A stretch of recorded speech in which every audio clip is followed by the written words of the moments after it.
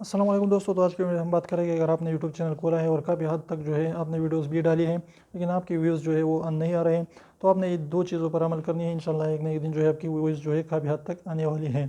तो सबसे पहले आपने रेगुलरिटी यानी कंसिस्टेंसी और रोज़ाना की बुनियादों पर डेली अपनी वीडियोज़ डालनी है, यानी हर रोज़ आपने एक वीडियो ज़रूर डालनी है।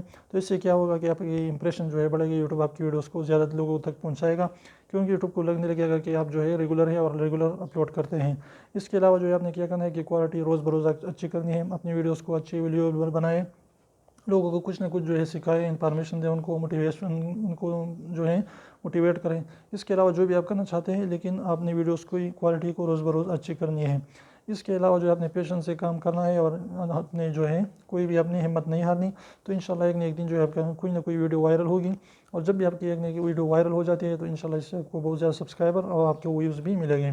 तो आपने बस कंसिस्टेंसी और रेगुलेटरी के साथ काम करना है। तो अगर वीडियो अच्छी लगी तो प्लीज़ वीडियो को लाइक करें, चैनल को सब्सक्राइब करना ना भूलें, और सब्सक्राइब को ज़रूर दबाएं, बिल्कुल फ्री है, एक पीस का पैसा नहीं लगता। तो अभी एक सेकंड निकाल लीजिए, उसको प्रेस कर लीजिए।